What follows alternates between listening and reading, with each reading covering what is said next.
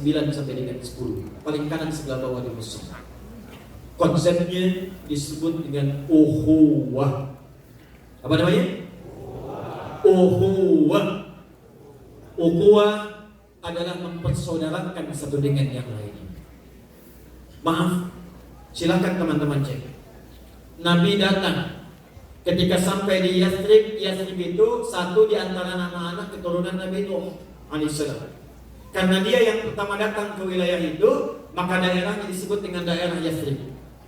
Nabi saat datang ke Yathrib, kotanya sangat tertinggal, ekonominya sangat jauh tertinggal.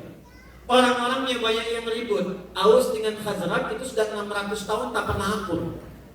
Ekonomi tertinggal, kriminalitas tinggi. Datang Nabi membawa semangat al-fatah. Yang pertama dikerjakan oleh beliau, Allahu Akbar, beliau kumpulkan orang hijrah dengan orang yang tinggal dengan dua komunitas yang sangat luar biasa. Satu, sesama orang-orang muslim beliau persaudarakan. Yang tinggal di Madinah beliau beri nama dengan Ansar. Yang tinggal datang dari Mekah ke Madinah diberi nama dengan Muhajirin. Maka Nabi persaudarakan Ansar dengan Muhajirin, muslim satu dengan muslim yang lainnya.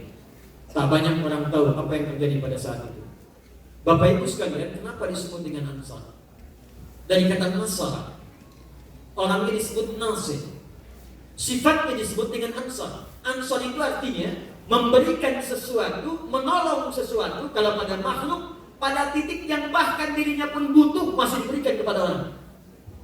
Itu yang disebut Quran surah 59 ayat 9 sampai 10. Wa yu'thiruna 'ala anfusihim walau kana bihim khasasah. Bahkan dia pun butuh masih diberikan pada saudaranya yang dilihat lebih butuh. Datang orang Muhajirin tiba-tiba ke Yathrib, yang lapar disambut oleh orang yang punya makanan. Ini yang nyambut pun sebetulnya belum makan, tapi makanannya bisa diberikan kepada Muhajir. Yang haus disambut oleh orang yang punya minuman.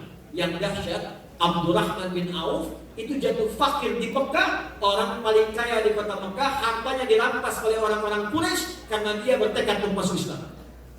Kata orang Quraisy, kamu mau kemana? Hijrah. Kata orang Quraisy, silakan hijrah, tapi harta semua kami rampas. Kata Abdurrahman bin Auf, tak apa-apa, saya berangkat saja.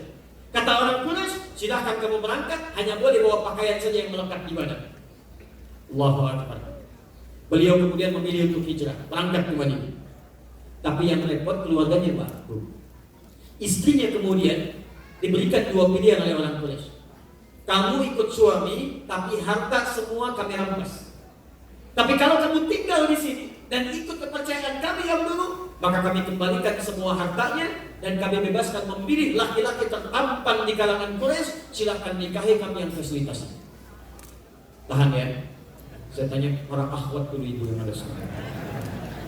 Kalau Anda dalam posisi istrinya Abdurrahman bin Auf, orang yang sangat kaya, jatuh fakir, dipilih, silahkan hijrah ke Madinah, berangkat dengan suami, pakai pakaian saja. 400 km belum tentu nyampe ke sana. Mungkin kena badai, bisa meninggal di jalan. Atau yang kedua, ibu tinggal di Mekah, ambil semua harta suami, difasilitasi, pilih pemuda paling tampan di Mekah, difasilitasi pernikahan. Maaf Bu ya, sementara laki-laki. Kalau Anda dalam situasi istrinya Abdurrahman bin Auf, pilih mana? Ikut hijrah dengan suami atau tinggal di Mekah? Jangan dengarkan bisikan yang tidak jelas. Alladzi yuwaswisu fi sudurihim. Satu atau dua Bu? Oh, Masya Allah, satu. Satunya bukan lihat ke sini dan ke suaminya, satu. Oi. Ternyata pada saat itu istrinya memilih tinggal di Mekah, tinggalkan suami. Yang dahsyat, suami hijrah kemudian ke Madinah, disambut oleh orang paling kaya di kota Madinah. Ini dahsyatnya Ansar. Nanti sebenarnya yang kita tuangkan pada kesempatan kita kali ini. Disambut oleh orang paling kaya, dan orang paling kaya ini ngerti. Orang yang pernah kaya jatuh fakir, itu pasti gaya hidupnya akan menyesuaikan dan tak mudah. Anda biasa naik Ferrari, tiba-tiba Ferrari gak ada, harus naik angkot. Kan gaya Ferrari dengan angkot beda. Keluar Ferrari begini, keluar angkot nunduk, sedangkan dulu kan lain. Makanya di rumus fisika ada perbandingan namanya begini, F1 sama dengan F2, gaya gerak sama dengan gaya dorong. Ya, bunyi pukul sedikit keluar bunyi sedikit, pukul kencang keluar bunyi kencang. F1 sama dengan F2. Kekayaan banyak, F2 effort yang keluar begitu tinggi. Kayak sedikit, gayanya rendah. Tapi persamaan di hukum Pascalnya, hukum tekanannya F berbanding lurus dengan P. Gaya berbanding lurus dengan tekanan. Semakin banyak gaya, semakin tertekan hidupnya. Jadi kalau orang kaya gayanya banyak, tekanannya tinggi. Begitu kekayaan nggak ada, gaya masih bertahan. Kan orang sekarang handsome nggak penting, yang penting handphone. Begitu handphone nggak ada, stres dia. Banyak orang pilih yang penting pulsa ada, makanan nggak ada masalah. Begitu hilang kemudian kekayaan ini, jatuhlah gaya bertahan, tekanan tinggi. Maka dikiranya Abdurrahman bin Auf mengalami tekanan itu. Dia tawarkan, perhatikan tawarannya. Akhil Karim, sami'tu annaka kunta ghaniyan. Saudaraku, saya dengar Anda itu pernah kaya. Sekarang jatuh fakir. Kalau ingin kaya lagi, khudh nisfa mali, silahkan ambil setengah harta saya. Saya dengar Anda ditinggalkan istri dan keluarga. Kalau ingin nikah lagi, pilih perempuan paling cantik di Madinah, termasuk golongan keluarga saya. Anda nikahi, saya fasilitasi pernikahan. Gantian Bu ya, sebentar, gantian. Kalau antum ya ikhwan, jadi Abdurrahman bin Auf pada saat itu pengen kaya, datang ke Busan, disambut oleh orang Busan. Kalau ingin kaya, silakan ambil setengah kekayaan saya. Pengen nikah lagi, pilih perempuan paling cantik di sini, saya fasilitasi pernikahan. Saya tanya ya, ini antara kita aja. Anggap pasangan gak ikut. Anda terima tawaran itu atau tidak ditolak sama sekali? Karena percuma saya nawarin Anda tolak, pasti tidak. Tapi apa yang terjadi? Spirit Nabi itu dibawa, spirit Islam diterapkan.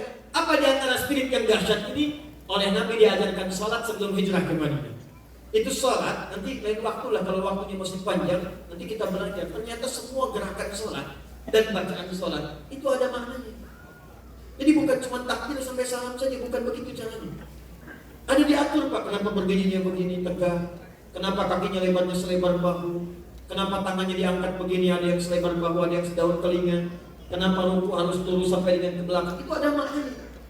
Di antara makna berdiri seperti ini, kalau Anda masih bisa menegakkan diri dengan sempurna, maka jangan gantungkan kehidupan Anda pada orang lain. Silakan bekerja, praktekkan. Maka diberikan dua tawaran, dijawab dengan dua tawaran. Khudh nisfa mali, ambil setengah harta saya, nikahi bahkan keluarga saya yang cantik, saya fasilitasi. Kata Abdurrahman bin Auf, jazakallahu khairan, semoga Allah berikan kemuliaan kepada Anda. Arini ainan aswaq, cukup tunjukkan padaku di mana pusat bisnisnya.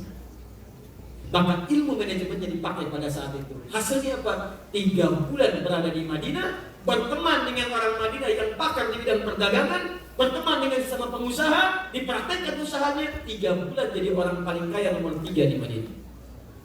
1 tahun dengan dahsyat usahanya, dibimbing dengan semangat yang baik tadi, maaf, setahun jadi orang paling kaya nomor 1 di Madinah. Yang pada saat itu kapaknya saja terbuat dari emas. Abdurrahman bin Auf, kapaknya terbuat dari emas. Orang paling kaya sekarang belum tentu punya kapak. Coba WA Bill Gates, punya minyak kayu putih cap kapak kan? Tentu ada. Tapi saya mau katakan begini, maaf ya, begitu hijrah, berangkat, datang ke tempat baru, Nabi apa yang dikerjakan? Dipersaudarakan oleh beliau. Salman Al-Farisi ke sini, kenapa ya Rasulullah kamu saya persaudarakan dengan Abu Darda? Bersaudara. Fulan ke sini, ya Rasulullah saya persaudarakan engkau dengan si Fulan. Dan Nabi tidak pernah mempersaudarakan kecuali saling melengkapi satu dengan yang lainnya. Spirit ini kita bawa sekarang ke sini. Bersaudara satu dengan yang lainnya. Mustahil teman-teman bisa menunaikan Islam dengan baik kalau kita memutus persaudaraan. Mustahil kita bisa merajut negeri dengan baik kalau kita saling bertengkar satu dengan yang lainnya. Karena itu tunjukkan, berikan inspirasi pada dunia. Termasuk tunjukkan kekompakan komunitas Islam di Korea ini pada teman-teman yang bahkan ada di tanah air. Ketika sebagian orang saling bertengkar, kita di sini kemudian menyatukan saf, bersinergi dan membangun persaudaraan yang baik. Siap insyaallah? Itu poinnya. Jadi maaf ini, saya itu Allah berikan